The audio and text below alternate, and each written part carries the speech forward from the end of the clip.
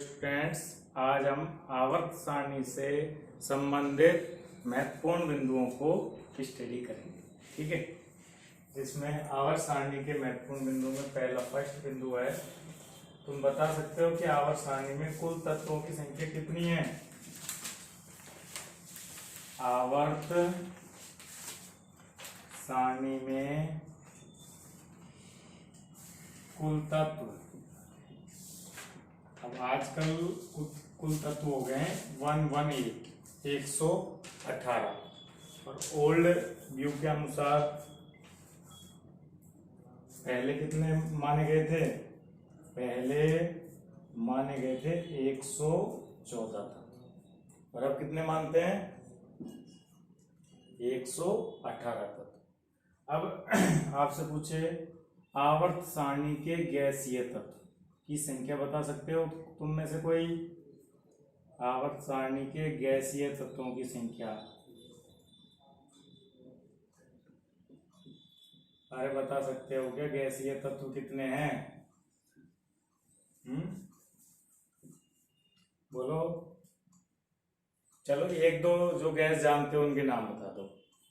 एक दो तुम गैसीय तत्व जानते हो उनके नाम बता दो। Nitrogen, oxygen, chlorine, bromine, iodine. गिन के बताते। आयोडीन नहीं है, ठोस है आयोडीन। तो देखो गैसीय तत्व होते हैं हाइड्रोजन, तुम बोलो आराम से, कोई दिक्कत नहीं है। हीलियम, हाइड्रोजन है एक तो, हीलियम, नियॉन। हाइड्रोजन गैसीय तत्व है। और 6, पहले तो 6 अक्रिय गैसें।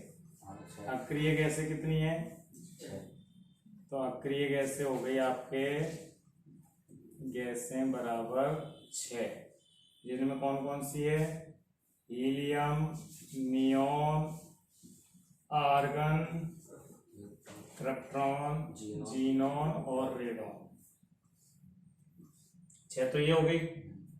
और उसके बाद नाइट्रोजन, ऑक्सीजन, हाई प्लस एक हाइड्रोजन गैस और नाइट्रोजन गैस और ऑक्सीजन गैस, फ्लोरीन भी गैस होती है और क्लोरीन भी गैस होती है।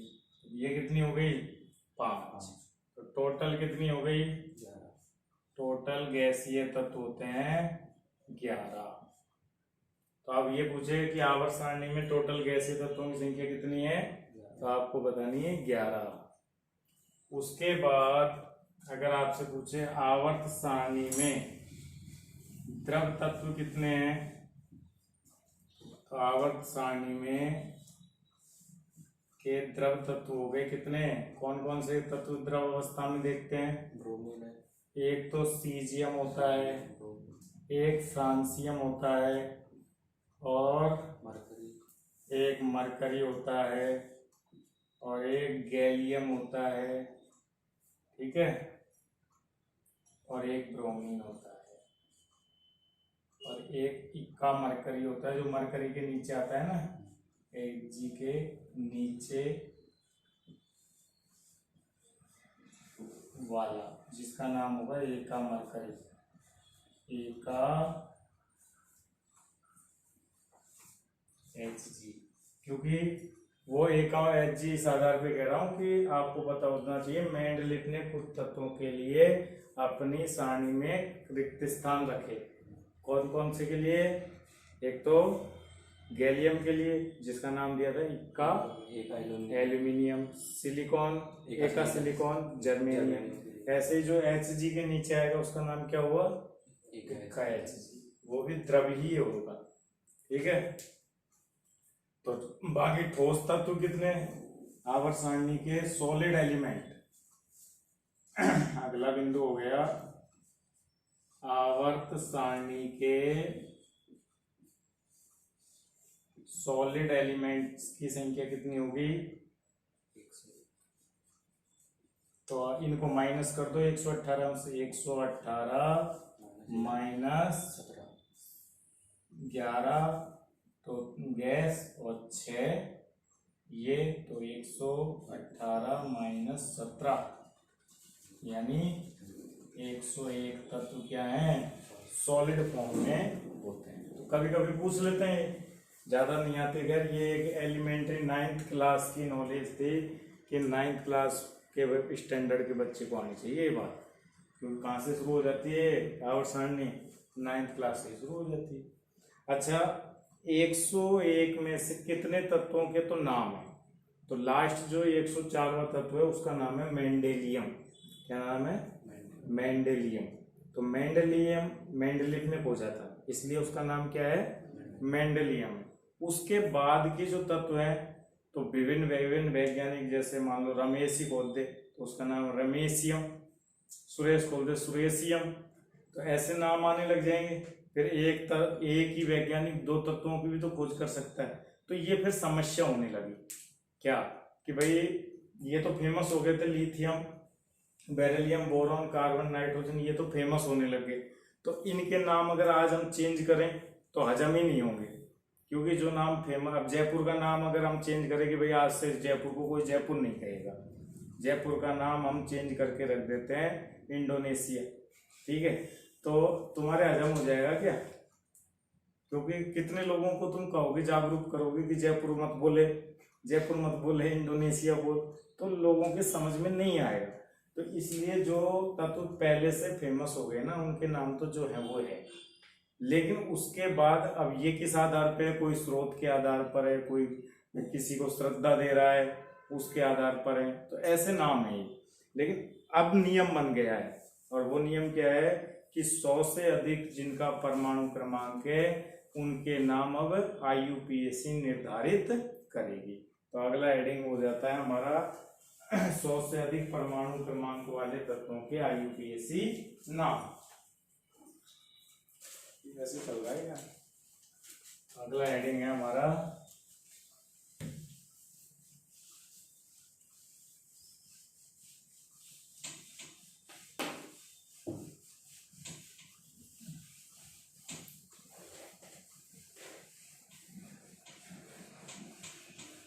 इससे एक क्वेश्चन आता ही आता है, तो आता है तो उसका मतलब ये है कि आ जाए तो आ जाए, नहीं आए तो नहीं आए, लेकिन हमको इस हेडिंग को भी सीखना चाहिए क्योंकि लेटेस्ट हेडिंग है और सारणी में जुड़ा हुआ।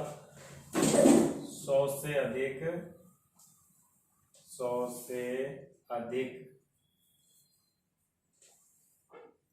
परमाणु क्रमांक वाले तत्वों के IUPAC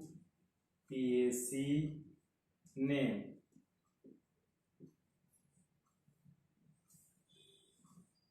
अब सुन लो, 1 मिनट में सीखना है हमको। 100 से अधिक परमाणु क्रमांक वाले तत्व हैं, तो पहले तो मैंने अभी बताई थी नीड क्यों हुई, तो भाई पहले क्या होता है, कोई भी तत्व खोजा जाता है उसका नाम उसके खोजकर्ता के आधार पर, या फिर उसके किसी को भी श्रद्धा दे अर्पित कर रहा है कि मेरे गुरुजी की कृपा से आज मैंने एक तत्व खोज लिया, तो इसलिए ये तत्व का नाम, मेरे गुरुजी का नाम क्या था? बल्लभ दास, तो भल्लेनियम तत्व का नाम क्या हो जाएगा? भल्लेमिनियम। ऐसे नाम आए थे पहले तत्वों के। तो ये क्या है, मान लो फिर एक ही साइंटिस्ट, फिर इसमें कंट्रोवर्सी हो गई। कंट्रोवर्सी क्या हो गई कि एक ही साइंटिस्ट दो तत्व खोज दे, तो फिर हमारे कंफ्यूजन होगा अब उसका नाम क्या रखे, ठीक है, वो गुरुजी फर्स्ट, एक दूसरे का गुरुजी सेकंड, ऐसे थोड़े नाम रख सकते हैं। और फिर अलग अलग वैज्ञानिक आ गए अलग अलग देशों के कि हमारे देश के साइंटिस्ट ने खोजा है तो इसको ज्यादा महत्व, तो कंट्रोवर्सी बहुत ज्यादा हो जाने की वजह से IUPAC ने सब कुछ चेंज कर दिया, कह दिया कि आप जो तत्व को 100 तो ठीक है, 100 तक तो जो नाम है वो है, लेकिन 100 के बाद जो भी तत्व खोजा जाएगा उसका नाम नियम से रिलेटेड होगा।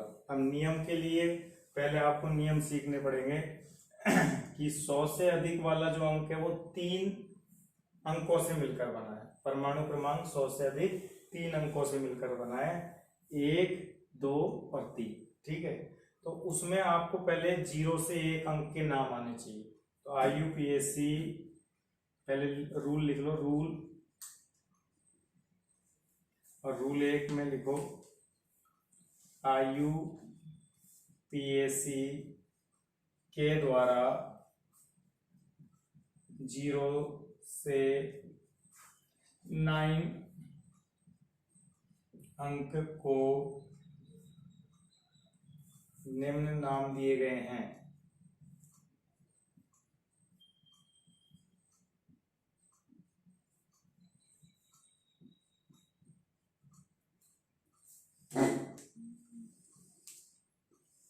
जिसमें 0, 1, 2, 3, 4, 5, 6, 7, 8, 9, बस 9 को दिए, क्योंकि सारी संख्याएं किनसे मिलकर बनी होती है? इन 9 अंकों से ही मिलकर बनी होती है। तो 0 को क्या बोलते हैं, तुम पता है क्या? पता नहीं है। 0 को बोलते हैं अन। 1 को क्या बोलते हैं? वो सॉरी 0 को नहीं, 0 को बोलते हैं नील। ठीक है। और 1 को अन, 2 को बाई, 3 को ट्राई, 4 को क्वाड, 5 को पेंटा या पेंट, 6 को एक्स नहीं, हाँ एक्स, और 7 को सेप्ट। हेप्ट तो IUPAC में बोलते हैं, वो IUPAC ऑर्गेनिक वाली। सेप्ट। 8 को ऑक्ट, और 9 को नहीं अन, नॉन उसमें बोलते हैं उस IUPAC। तो ये नियम है कि ये 0 से 9 अंक को अगर आप ध्यान रख लोगे तो ये पहले तो ध्यान रखो, इनको कॉपी कर लो, इनको बोले कि 0 से इनको ये कहते हैं। अब रूल नंबर 2,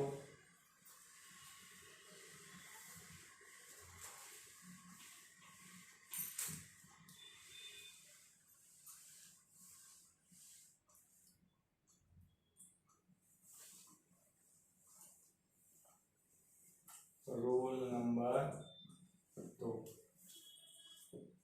अब क्या करेंगे, ये जो परमाणु क्रमांक 100 से अधिक है उसमें 3 अंकों के नाम लिखकर अंत में क्या लिख देंगे? IUM जोड़ देंगे। 100 से अधिक परमाणु क्रमांक वाले तीनों अंकों के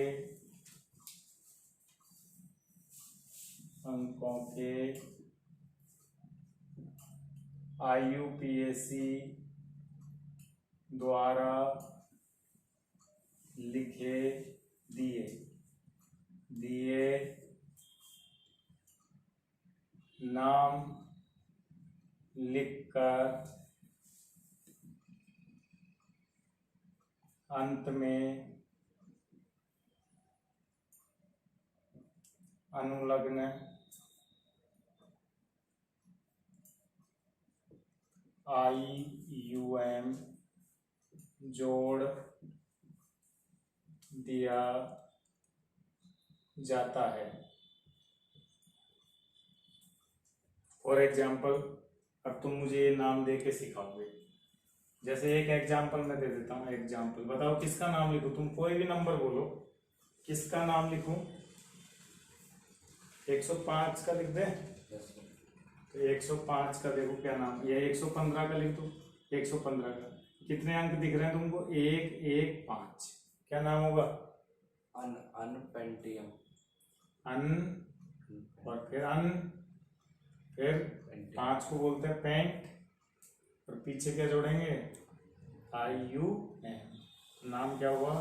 अनपेंटियम। ठीक है। प्रतीक क्या होगा? रूल नंबर 3,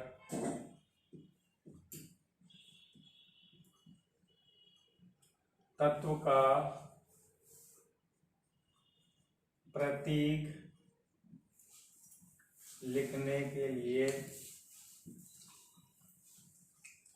प्रत्येक अंक के प्रारंभिक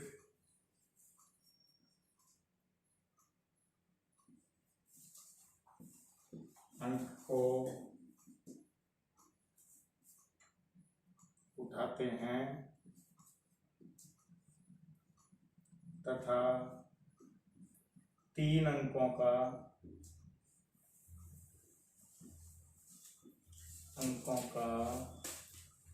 प्रत्येक तत्व का लिखा जाता है।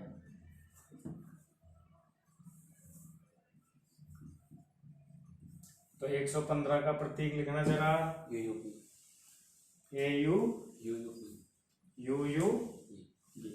पहला अक्षर क्या है 115 का?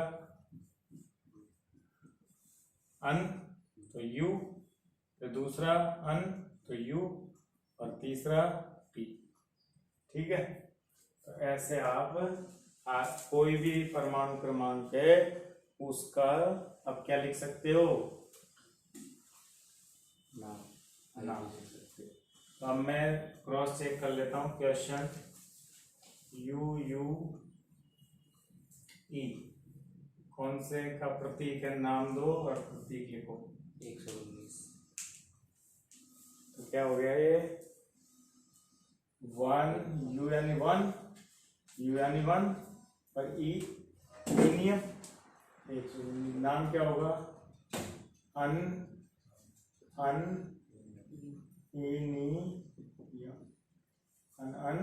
इनियम। ठीक है,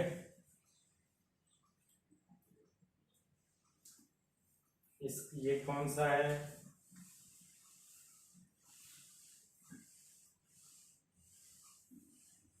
ऐसे आ जाएगा ना ऑब्जेक्टिव में कि 119वें तत्व का प्रतीक क्या होगा या उसका नाम क्या होगा?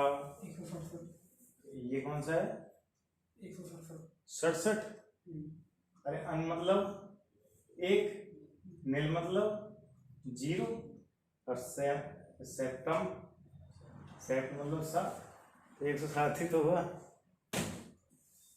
अन नील सेप्टियम। नाम क्या हो गया इसका?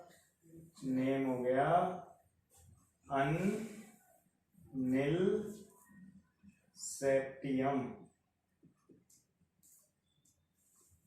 बता वो दिक्कत है क्या है जी? ठीक है, एक और ले लो एग्जाम्पल।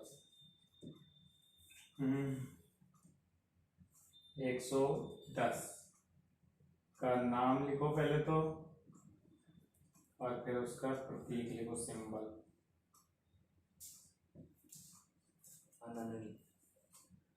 UN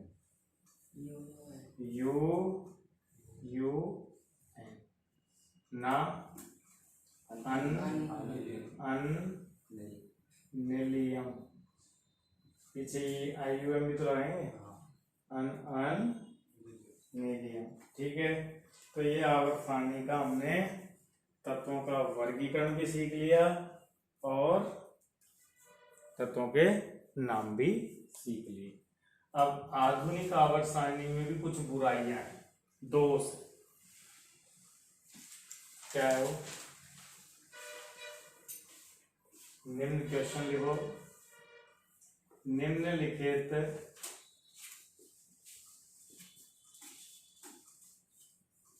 में से कौन सा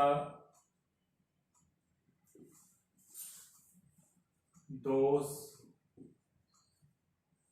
आवर्त सारणी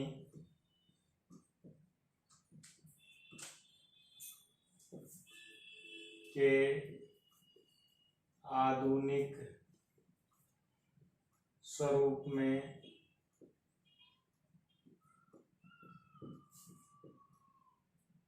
मौजूद है? कौन सा दोष है जो है? पहला है हाइड्रोजन की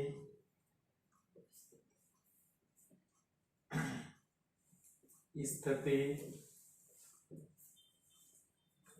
स्पष्ट नहीं है। दूसरा है लैंथेनाइड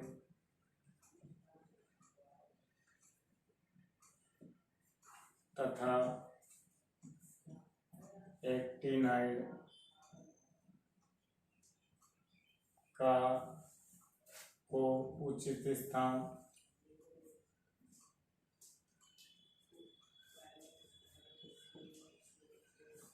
नहीं दिया गया है।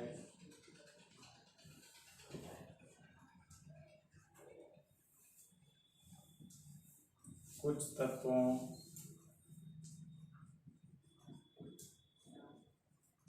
के गुण समान होने पर भी इन्हें भिन्न भिन्न वर्ग में स्थान दिया गया है। तो कौन सा दोष है जो आपको आवर्त सारणी के धीर के रूप में देखने को या आधुनिक रूप में देखने को मिलता है? बता। हैं? सभी। तो ये दोष मेंडलिप के भी थे। मेंडलिप में हाइड्रोजन की स्थिति स्पष्ट है क्या? लैंथेनाइड एक्टिनाइडों को नीचे रखा गया है ना। और कौन कौन से तत्व है? जैसे विकर्ण संबंध वाले, अरे विकर्ण संबंध नहीं, जैसे पीबी एंड बीए, इनके गुण समान है, लेकिन ये कौन से वर्ग में है? 14वें में। ये 14वें वर्ग में है और ये कौन से वर्ग में है? ये सेकंड वर्ग में है। तो गुण समान होने के बाद भी अलग अलग वर्ग में फेंक दिया। और तो चौथा ऑप्शन और लिख लो, उपरोक्त सभी। तो इसमें क्या जवाब आएगा? उपरोक्त सभी। इसको टिक कर लेना, ये राइट आंसर हो गया। ठीक है। अब तुमसे ये पूछे कि कौन से दोष हैं जो आधुनिक आवर्त सारणी में रिमूव हो गए, मतलब हट गए हैं। मेंडलिप में तो थे, मेंडलिप में तो थे, लेकिन आधुनिक आवर्त सारणी में नहीं है। तो एक तो कौन सा आ जाएगा? मेंडलिप में क्या था? समस्थानिकों को उचित स्थान नहीं देना, लेकिन यहाँ उसकी आवश्यकता नहीं है।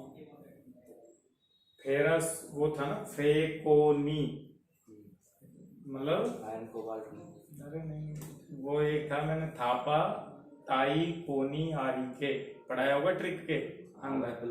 वो पर बढ़ते हुए परमाणु क्रमांक का अनुसरण नहीं करते, लेकिन यहाँ उनको अनुसरण करते हैं, क्योंकि परमाणु क्रमांक पर आधारित है ना ये सारणी। तो ये बात आ गई। तो चलो हम ये आधुनिक आवर्त सारणी को खत्म, ये तो केवल सारणी का स्वरूप खत्म हुआ है। अब जो इम्पोर्टेंट क्वेश्चन बनते हैं ना, वो तो अब हैं, जो कंपटीशन में पूछे जाते हैं, वो है आवर्ती गुणधर्म। अब हम क्या पढ़ेंगे? आवर्ती गुणधर्म। डालिए अरे,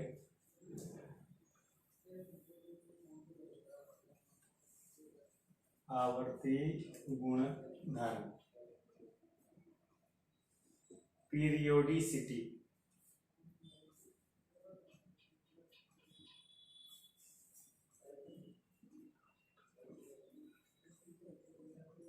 पीरियोडिसिटी आवर्त। चलो, तो पीरियोडिसिटी किसे कहते हैं? आवर्ती गुणधर्म। क्या होता है, तुम समझते हो कि कोई इनमें आवर्ती गुणधर्म क्या होते हैं? हाँ, एक आवर्त सारणी में बाएं से दाएं जाने पर और वर्ग में अप टू डाउन जाने पर, बाएं से दाएं जाने पर और अप टू डाउन जाने पर गुणों में क्या आता है? परिवर्तन जो होता है, उससे ही हम बोलते हैं आवर्ती। ऐसे गुण लिखो परिभाषा, ऐसे गुणधर्म, ऐसे गुणधर्म जो आवर्त सारणी में बाएं से दाएं जाने पर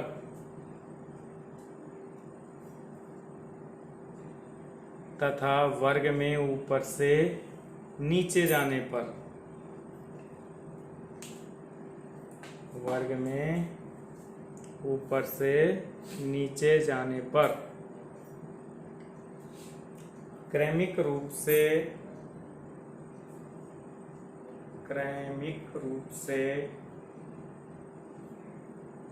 परिवर्तित होते हैं।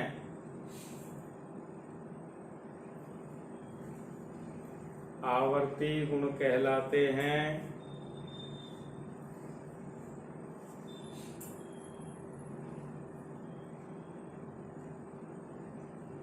जैसे कौन कौन से गुण है ये बता सकते हो? निम्न में से, ऐसे क्वेश्चन आएगा, निम्न में से कौन सा एक आवर्ती गुण है या निम्न में से कौन सा एक आवर्ती गुण नहीं है, तो उसमें कौन कौन से हैं? तो जैसे मैं लिख लो, पहला तो कौन है?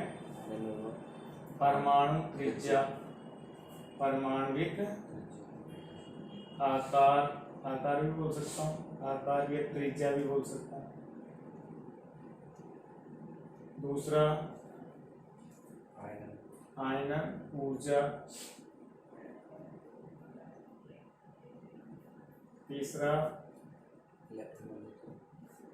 इलेक्ट्रॉन बंधुता, इनको पढ़ना है हमको, इलेक्ट्रॉन बंधुता। और चौथा है, इसको किससे दें? हर पे आई से या आई पी से, इसको आर से, इसको ई ए से, इलेक्ट्रॉन एफिनिटी।